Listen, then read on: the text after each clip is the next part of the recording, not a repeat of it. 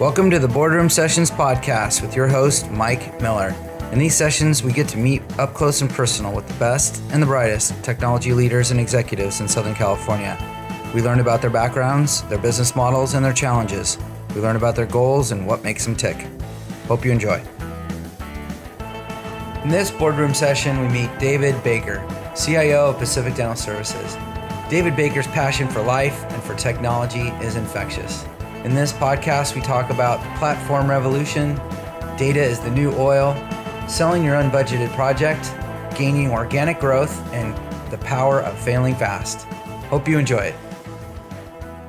David Baker, welcome to the Boardroom Sessions Podcast. Great to be here, Mike. Thanks for having me. Glad to have you. Hey, let us know a little bit about what you do. You're the CIO at Pacific Dental Services. I don't know that a lot of people know what Pacific Dental Services is, but give us an idea of what the Chief Information Officer at Pacific Dental Services does and what your business model is. All right. You know what the CIO is, right? I do. Okay, good. Just checking. So the Pacific Dental Services uniquely placed business. We help dentists do better business, ultimately. That's how I like to frame it.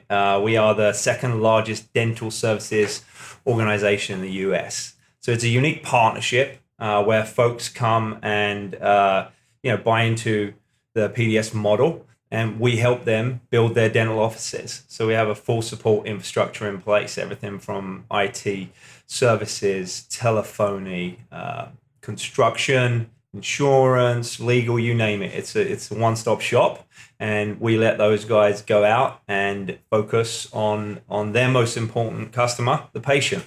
And about how many locations do you have? How many dental offices? We're at 600 plus.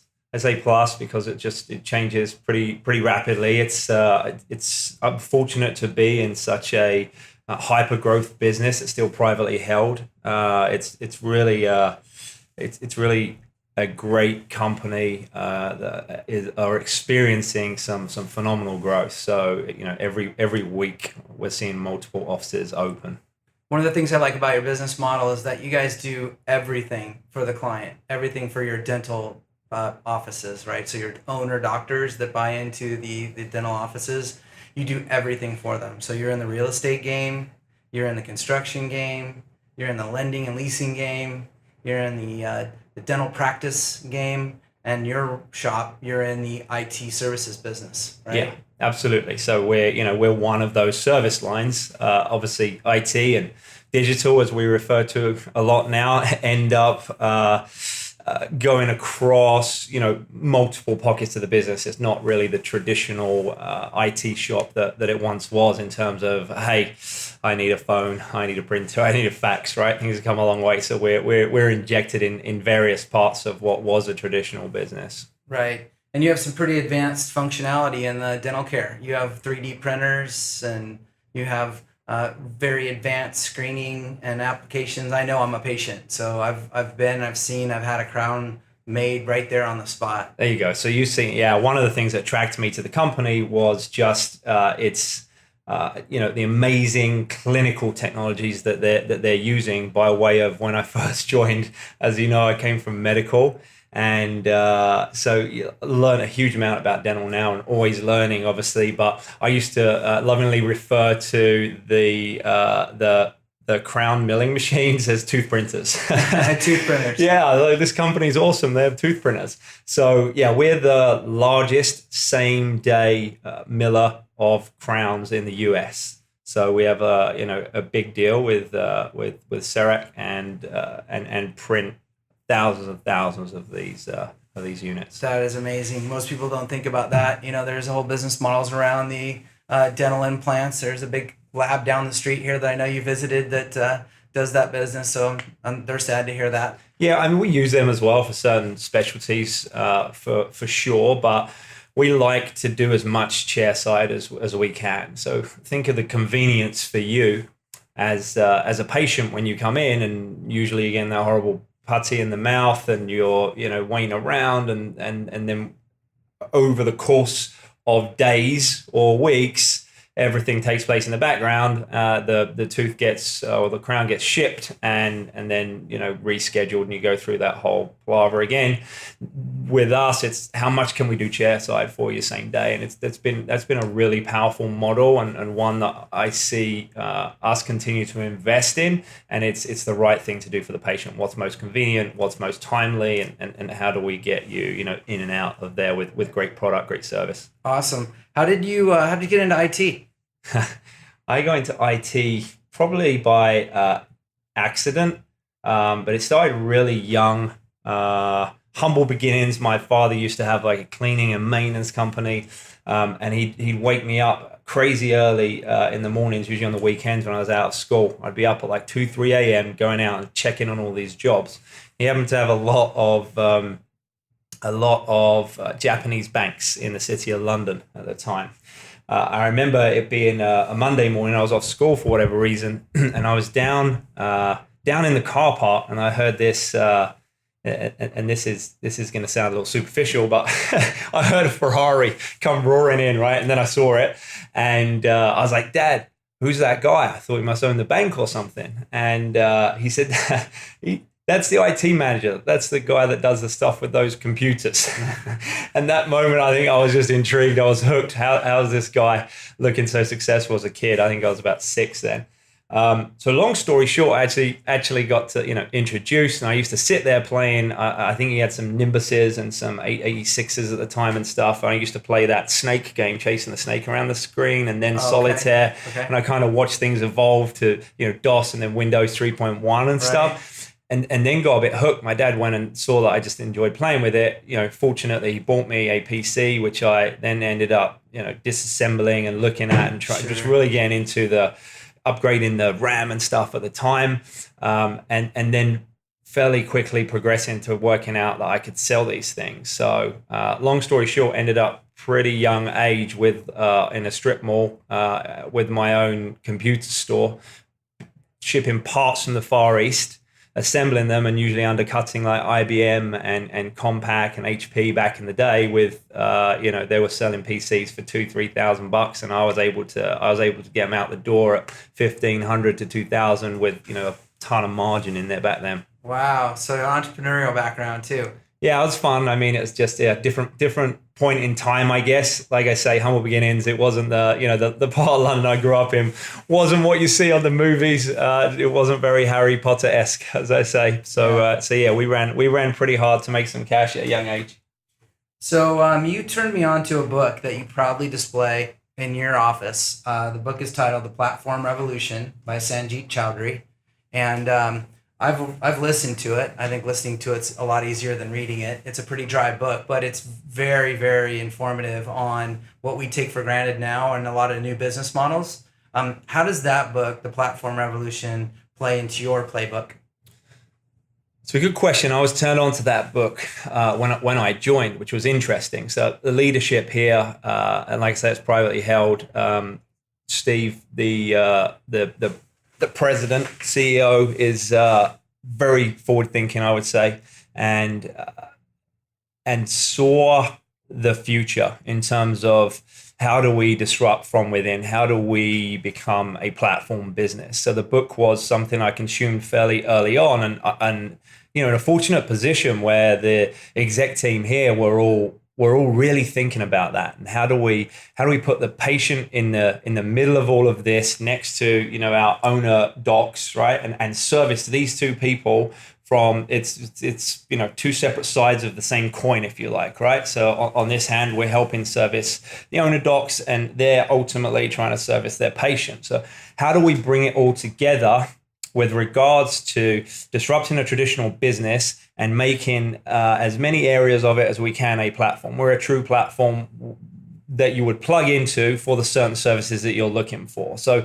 the book kind of goes deep on, it's interesting on pipeline businesses and platform businesses. Right. And I think we're a lot more used to the term now, but a couple of years back, that was really becoming quite revolutionary, which was why that book was written. But it gets you thinking about what is a platform business. Ultimately, it's where you serve both sides of a business situation, right? And everyone's going to talk about some of the oldest adages in the business IT world now: Uber, Amazon, eBay. Right. But ultimately, that's the platform, right? Someone's putting something in the middle, and they're helping a transaction and exchange take place that both sides are benefiting from. They're also building, from what I learned in the book and what I see here in your organization as well, is that when you build that platform, you build it for interoperability with off-the-shelf tools from other providers that you don't have to reinvent the wheel and build a platform around. Right? Totally, right. So you're building this platform that has the ability to plug and play. We'll take Amazon, for example.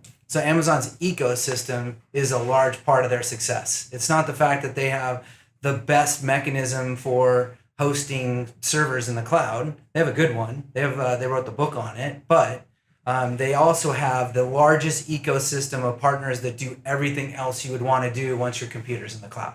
100%. So it's really, how do we get that information free flowing, but take advantage of all of the off the shelf availability and power and thought that's gone into products that bolt in through the modern day API layer ultimately. So I don't think we've ever been at a better point in time, and folks like Uber and those guys are, the original casing point of, hey, we don't have to build this ourselves.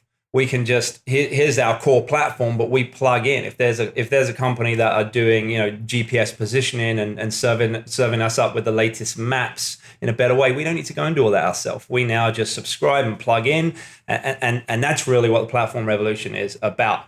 Like overnight, you and I can take an idea, a concept to a straw man into reality ultimately. We've done it. Yeah. We've done it, and you've asked the hard questions of why am I looking at another third party? I thought we had this thought through. Aren't we supposed to minimize our stack? And I like that. It's the thought all the way through. Another concept in that book I found super fascinating was the network effect, right? So when these startups like Uber, for example, went to go get money from Silicon Valley, from the natural investing firms that they were going with, they had challenges because they thought the market was only so big for taxis, for example, right?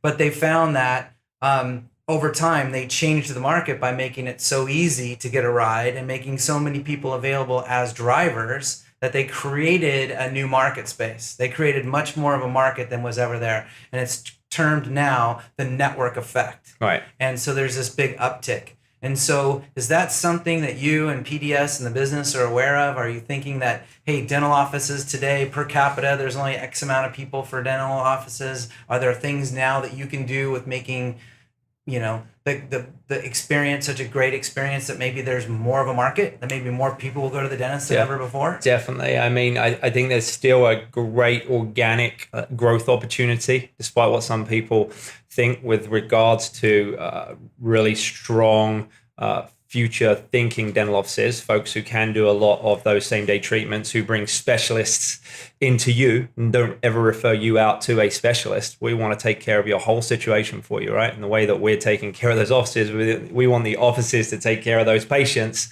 one-stop shop from the dental side of the house, which is unusual in itself.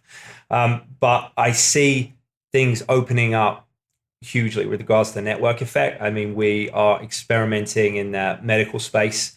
Oral systemic health, the mouth-body connection is huge for us. We see absolute power in the correlation, right, between what folks they've usually cut you off from the neck up, right? It's just like, no, that's someone else. The health plans actually do that. The health plans are medical from the neck down, right? Yep. And then in your mouth and on your eyes are two different vision plan and a dental plan. 100%. So we're trying to bring transparency to that, help bring those together, have offices where you can go and see your primary care physician for your shots, your annual checkup, and while you're there, have you clean as well, right, from your dentist. So there's such a wealth of information that's been untapped with the systemic health correlations. I think it's an amazing time, and as a company that has such rich data in that space, we're really working hard with some of our medical partners to liberate some of that. And speaking of that information, now that you have all that information in a handful of platforms, right?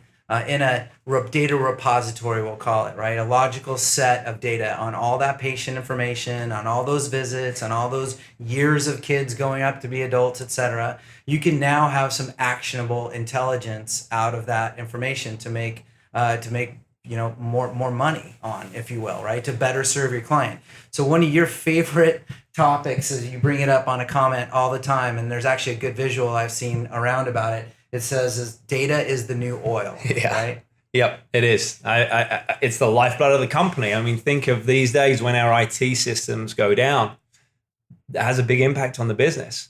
Folks are either, they're being restricted in terms of getting to your service, in terms of a patient going into the office, and then from the office standpoint, we can't serve our dentists up with the right data at the right time to make the right decision. So it's absolutely crucial. Now, that's just 101, bread and butter utility compute, I call it, right? Make sure the applications are working timely, when you need them, and to help you make better decisions. But the bigger thing is, and in medical, it's been locked down, it's been siloed for so long. We're finally on the point of, when I say data is the new oil, it's valuable in so many areas because it's just in these bound up pockets, these wax balls of traditional databases and siloed practice management systems and EMRs. And now we put that into a lake, is probably what people are most familiar with, a data warehouse, let's say. We get all of these repositories flowing into this one big warehouse, let's say. We're able to cleanse and mine that data and make correlations utilizing our analytics software to really come up with some phenomenal trends. That's just on looking at the historic content. What's also awesome, and some of the stuff we're working on that excites me the most, and medical's been onto some of this in certain groups within hospitals, right, where they're looking for tumors and such like. Well, in dental, imagine we're able to feed in these hundreds upon thousands of images from an office, and then say, hey, Mike, as I'm coming in to consult with you and I see your record up on screen, what about we start to make some recommendations around the AI that we're implementing already sees some of those possible cavities or a loose crown or like all of the information that we begin to train it with. Like, that's reality now, and that's what's gonna differentiate companies like ours. Well beyond just the upsell, right? Like your folks right now at the dental office that I go to are pretty good about, in the middle of the appointment, coming in with the iPad in the hand and showing me a couple of things of how cosmetically my teeth could be different if I did something different. But you're talking about true oral health and seeing things on the horizon that could help them. That's revolutionary. True value adds. Right now, doing DNA samples, oral DNA, and beginning to offer you a lot more data than you've probably been offered before from even your medical provider, your PCP. So that's what's exciting here. It's pushing the boundaries and really looking at proactive, preventative health options. So one of the things I like about PDS and the way that you and your organization work within PDS from an IT perspective is you touch the entire patient journey, you call it, right? Mm-hmm. And so there have been initiatives within marketing to try and drive new patients to the offices. There have been initiatives all the way through the stack down to how do we make the aesthetics in the office, the electronics in the office, more pleasing to the patient, right? Yep. Not only more functional to the staff, but more pleasing, a concierge level of experience, right? Absolutely. Talk about that concierge level of experience at the dental office. Concierge dentistry is just that more relaxed environment. You think about the traditional cold, noisy in terms of drilling and stuff dental office. This is how do we make it a much more personalized experience, right? Where we connect your health record really to like a CRM, right? A customer record where we can notate more personalized information and help to proactively reach out and also have conversations before you even get to the office around the experience that we're going to try and set your expectations on. So imagine a nice comprehensive health survey beforehand, some back and forth via your communication channel of choice, be it phone, be it text, be it IM. It's just like what's a modern day approach that you are comfortable with. And it's about us giving you those options, but then over delivering in terms of that personal interaction from the moment you pull into the car park, for example. Some exciting stuff with some beacon technology that will automatically let you know there's no wait time. Go to this operatory, that all your all your insurance is all in order, and we're looking forward to do the clean as scheduled. And at the same time, and this is where the concierge piece kicks in, right? We have someone that's looking after like that, reception area, iPad in hand. They're like, Mr. Mike is coming through the door shortly. Here's all his background. He was in last time with little Johnny, I say, who had a broken arm, which you notated, and you want to ask, hey, how's your son doing, right? It's just that's that personal experience. And all of those tools are available. Those are CRM tools. That's wireless, geo tracking. That's beacons. Those are all tools that are available today in the platform with a good design. Absolutely, right there, and you plug into it now. I mean, that's the beauty of it, and there's so many of those functions. It's like, how quickly can I do it, right? We get excited, and it's a case of, here's the 12-month runway. What are we going at? Because we're still doing blocking and tackling as well, Mike, right? You have your operations, but it's important to have the innovations as well. So these are the fun, sexy stuff that makes you different, but there's another saying that comes out of your office regularly is, don't be a data center CIO, right? Or I never am going to win CIO of the year for fixing the network, right? I'm not. That's bread and butter. IT is a utility now. If you are, and I'm absolutely conscious of not being the data center CIO. In fact, one of my prior boss and CIO, I think, coined the data center CIO term, and he's like, don't become it. You want to sit at the business table, and you want to help shape the growth of that business, right? The top line, bottom line.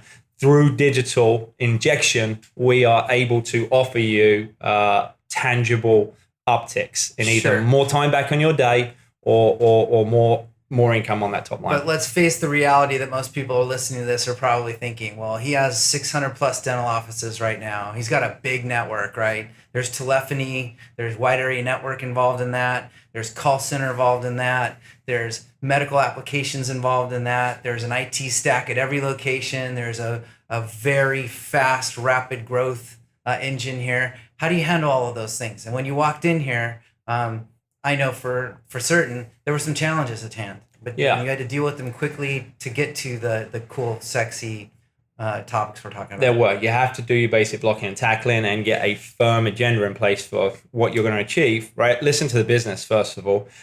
Look for where they're struggling. And for us, outages, downtime, some of the basic stuff through us having a poorly architected network, for example, or the incorrect, telephony system at play, stuff that's not glamorous. Like we changed out email systems as well, for example.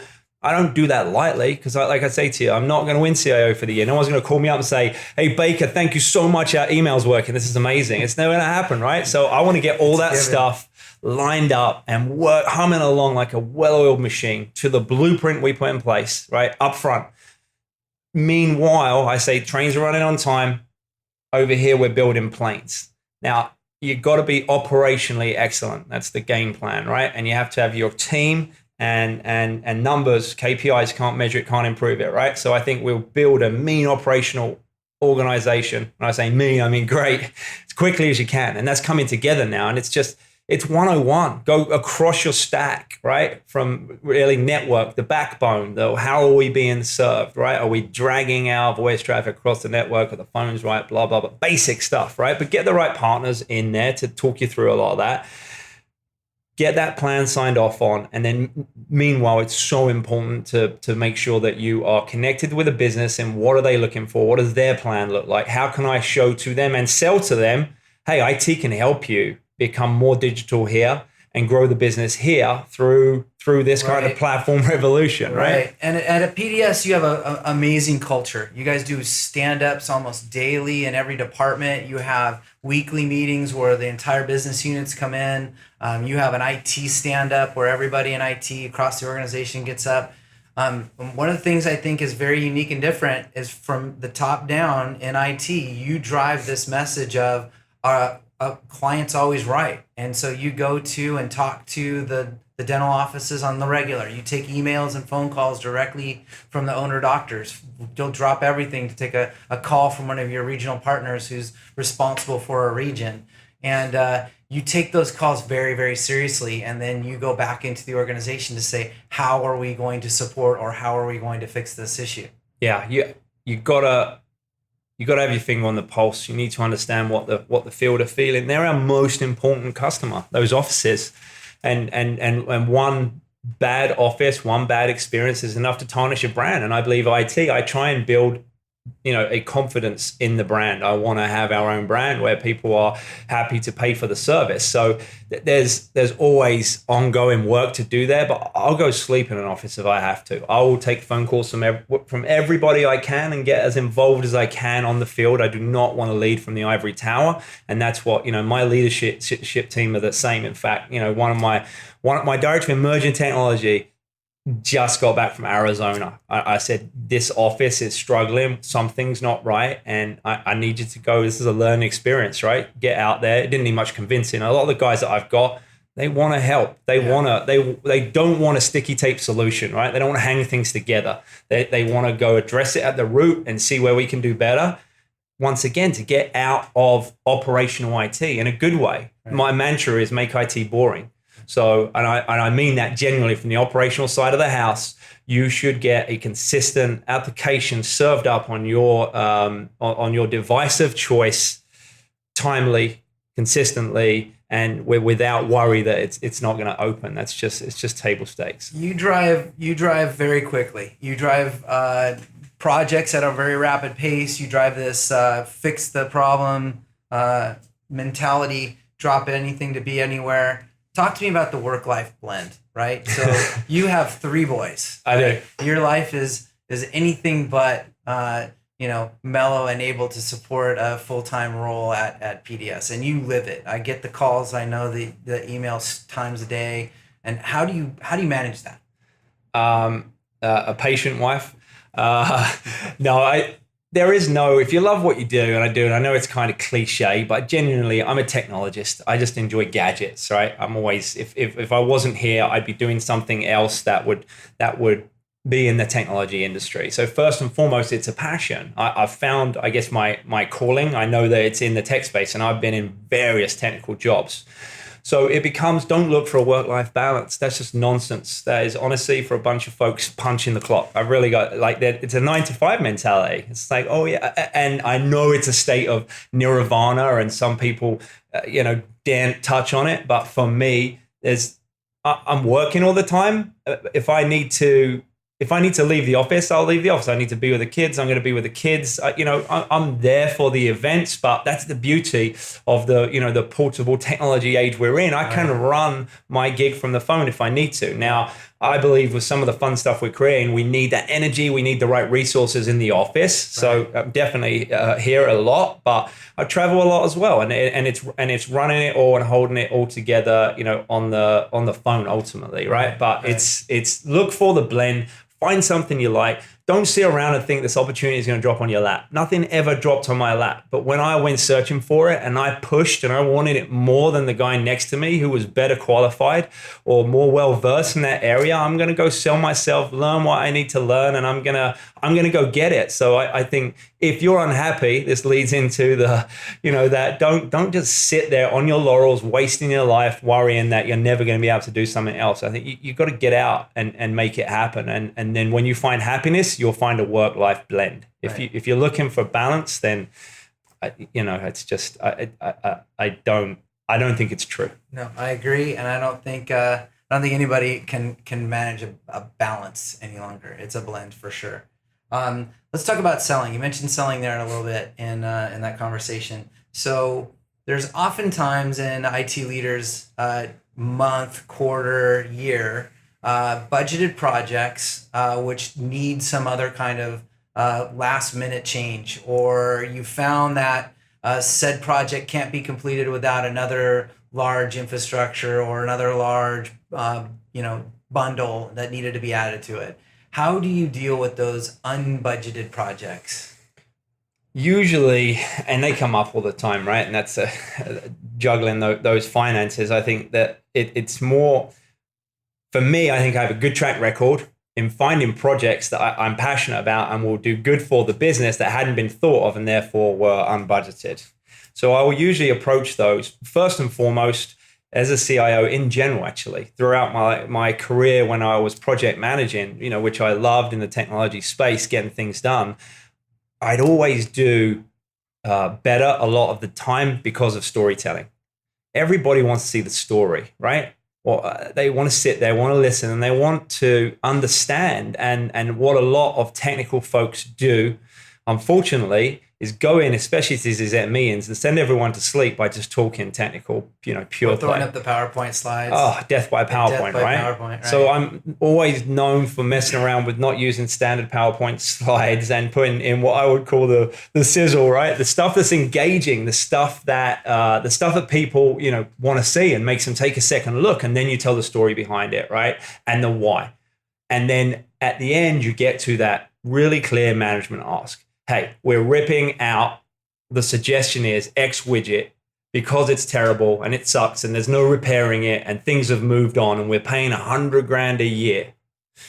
If we invest 150 in new shiny widget, but we can also, reduce some of that operational cost over here as well, and we end up with a much better experience, which leads to higher customer satisfaction, I think we should really make this a priority. And here it's about selling that story, cutting out the that legacy operational fat and reinvest in other areas. I always say IT, the only thing constant in IT is change. So we have to build a team of professionals in technology that are always willing to change and adapt and move on to the next thing and look at how we stay in this constant cycle of innovation and change for the better. One of the things that you use in that cycle, if you will, is a philosophy called the power of failing fast, right? Yes. Tell us about that.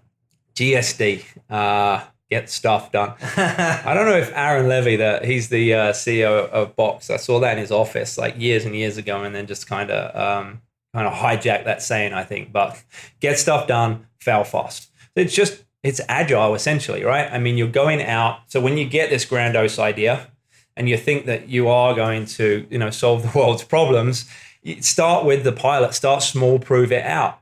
But if it sucks, there's nothing wrong with falling on your sword sometimes and going back in. I fail so much, and I'll go in and say, that was a bad call, I'm sorry, but here's where I think, I recover. I don't want to make the same mistake twice, and I don't want to put out a product, even though I believe in a product. And you see me do it. I've put a product out and been like, holy cow, I think this is not going to be up to it. And need to work on that plan B, but fail that fast, move out. Nothing wrong with that. I love to talk about failure to the teams. I don't want them to be scared of failing. There's nothing wrong with it. There is something wrong with it when you do it 2 or 3 times in a row with the same company on the same problem, right? But it's just how quickly can you recover and then move on to the next right thing to solve your problem, right? And one of the things I think you do very well, and I want you to tell the listeners here about, is your adoption, right? So a lot of these projects, we'll take email, for example. A lot of these projects are done at the bits and bytes and dollars and cents level, and there's executive decisions made on the why, and then there's a project plan within IT to actually deploy it, but no one actually goes out to the field to tell all the end users what the best way, why we're doing this, how to use it, etc. But you're very, very, make it very important at the very beginning of the situation to address adoption and change. Yeah, it's this huge, for me personally, I just think over the years, refining the methodology of deploying tech, I think we've got buttoned up in a very specific way, and it's very customer facing, right? Rather than the traditional way of doing things is you get the funding and IT project manager goes out and tells people, you're getting this product and this is when it's going live and this is, it's just rammed down people's throats and sometimes it's met with resistance. For me, first of all, it's about putting in a product and making it sticky, right? Like IM or like some of the file storage. And I'll put it out and say to a certain group of folks, hey, we're going to pilot this product. We believe it will be great because would you mind being on that pilot group? Usually people are like, oh, that would be great. Love to try it. Don't tell anyone else though, please, right? And I've done this time and time again. It's just for you 20 people. It's just for you 50 people. But I leave the it exclusive clause. Exactly. Right? I leave it exclusivity. I leave it open purposely. Yeah. Every time. I swear that 50 quickly goes to 75, 100, 200, if the product's good and sticky, right? And that's the litmus test for me. Organic growth. Yeah, because if a product's not intuitive and people don't want to use it, then why are you really putting it out there anyway, right? It should be easy to jump on, easy to use. In this day and age, I'm always saying, when's the last time you called Google for support? When's the last time you called Facebook for support? Well, you don't really, right? You work out the problem yourself. And I always want to make sure the product we're putting out doesn't need a mass user instruction manual, right, to get it out. So that's phase one. Product is out, it's sticky. I know that we're going to be able to get this to a good tipping point organically. Stage two is obviously then we're going to wrap the PM wrapper around it to go start pushing it out. And we use an engagement manager for that. That's really a very specifically placed leadership person in the team who is measured on the success of the deployment and stickiness of that product. So they'll be alongside the PM, but ultimately they're a human, as I say. They're not a technologist first. So they'll go into the groups and say, hey guys, we got this coming. It's going to be deployed then. They'll be there as that human face in IT, right? And they're in marketing or sales, and I train for technology. I don't want technologists up there because that's not who I'm delivering to. I'm delivering to non-technologists. So That's really, I think some of the biggest wins have come from the way that we've deployed technical product to folks. It's been really cool. And along those lines, you have a large PMO organization, right? So talk about that. I find a lot of folks are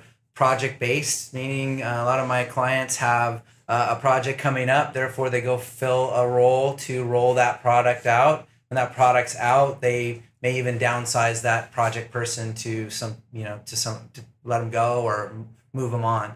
You have a large organization of folks that are very engaged in the process here. I think a good technology program and projects, Office is essential. I have a single pane of glass. I have very specific reporting requirements because I don't want these, siloed projects going on. I want to make sure everybody understands what's being delivered and what success looks like over the course of that year and who's responsible for what. So I put time into making sure that there's a clear published roadmap. We do like a quarterly business report, an end of year review. I like to look at our department as its own little company, ultimately. So projects are so key. There's so many things like a project, like a small business, right? It's like you're rearing it. It comes from this idea all the way through to the pilot. And then finally, it's like, your child has grown. You're letting it off into the big wide world. That's everything, in my opinion, is more successful when run as that project, right? Outside of the operational break, fix, run, maintain, and updates, right? So yes, there's some solid project managers that work alongside our engagement group, and we continually are pushing. There's always another project. Even though you think, okay, it's coming to an end, now these guys will leave. It's about getting into that good run rate, right? So what's next? Can we put these guys on? So I try and hire permanent PMs as opposed to, always this contract workforce that come and go, people that are assimilated with the company and our culture is key. We have a good blend, definitely lots of contractors, but I always want to be, constantly adding to world-class talent within our group. You also have outside of the office, outside of work here, you do a good job of networking, right? And you're a big guy in a big organization. You have a large team. A lot of folks in your role would say, I don't have time for it, right? I'm trying to get on your calendar is pretty difficult as it is, but yet you make time to go to certain events and to press the flesh, if you will. Yeah. It's huge for me because I've been there as well. We've all been in transition, right? I've spoken about that, about how it's usually a positive thing, embracing that next chapter and moving on. Changes, sometimes change is definitely great. So through that, I really believe it's important to give back. I reference a lot of my strongest vendor partners because if I'm buying something that's really important, a big decision, I reference a lot of people. I want honest feedback. You're on boards of advisory boards and things like that. On the software, my partners are key to me, and those guys are going to bend over backwards, right, to make sure that I'm successful. They want to be successful, so I don't mind giving back. At the same time, wherever you are, and I'd recommend Orange County, as I'm building my own personal brand and people know, hey, Pacific Dental is an awesome place to work in tech, right? We're bringing people in from Silicon Valley, from Amazon. I mean, I've got some really cool folks that we're building on the team here. When you're Always. Out there. So now I know a lot of the recruiters probably won't invite me to some of these events, but those guys are damn expensive. So I love pressing palms down there, getting the life stories and seeing so many people I've nabbed out of those events. So I do go there looking for people. Right. And I think it's important to give back. If you've got a room full of people that are just in transition, right? It's very powerful. It says something if you're there in your local community, networking and seeing how you can, one, find amazing talent, right? But two, be able to give back and inspire and hopefully get some value add out there to folks that need it. You also go to some of the big shows, right? Like, so you go to the big dental shows, the big, some of the bigger tech shows every year. I mean, there's got to be one a month that you're off on a plane going to see. How do you work those shows?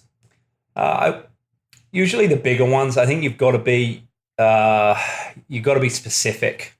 Have an understanding of what you're trying to walk away with, why that show will make you better and more enriched than before you went to it, right? And I could go to a show every week. You could go to a sales lunch every day if you wanted to, right? Especially in tech, there's so much. It's just like drinking from the hose pipe sometimes. So I'm really specific about where I'm going.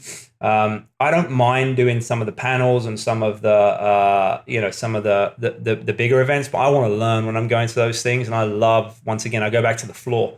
If I'm at a big show like Dreamforce, for example, from Salesforce, for me, the floor is where the action's at. Same as HIMSS. This thing's overwhelming. Do I want to sit through? I'll pick out some specific speeches maybe that I'm in, sometimes in a panel here and there as well.